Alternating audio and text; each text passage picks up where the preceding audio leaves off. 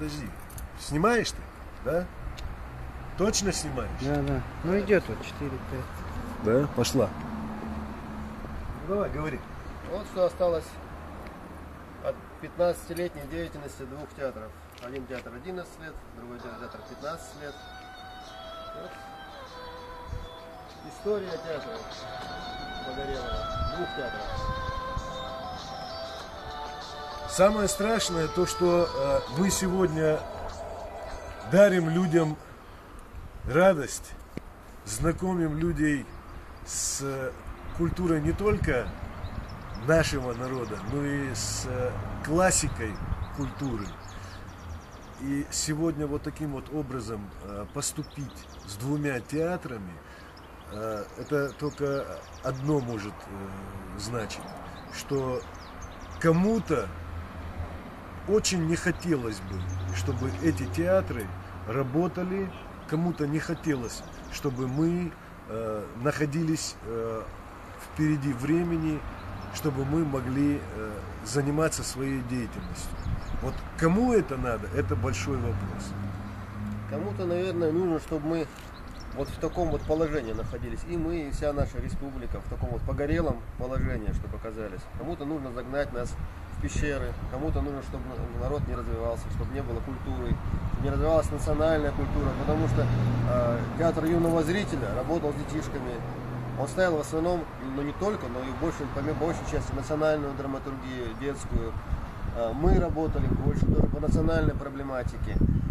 Ничего такого, чтобы противоречило каким бы то ни было любым устоям, чтобы ничего плохого никому, по крайней мере осознанно, лично, ни в частном порядке, да, ни в общем, ни на уровне государства, ни на уровне просто личностном. Мы никогда никому ничего плохого не делали.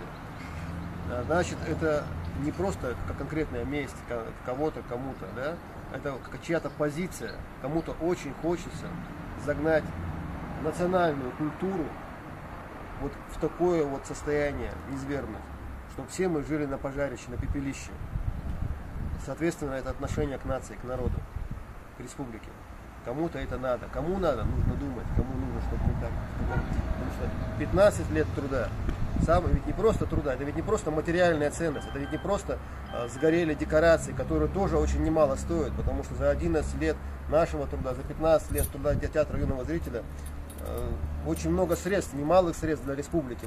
Республика не настолько богата была вложена вот в эти декорации. Но самое страшное, неповторимая утрата, интеллектуальный труд, творчество, которое потеряно. Как повторить?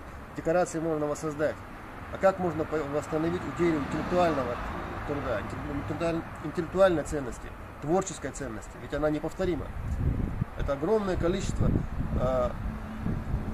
труда людей творческих, разных режиссеров, актеров, годами трудившихся. Один раз пришедшее вдохновение, второй раз не повторить. Все это уничтожено. Это уже неповторимо. Материальные ценности, даже большие потери, их еще можно восстановить. Интеллектуальные никогда никто не восстановит.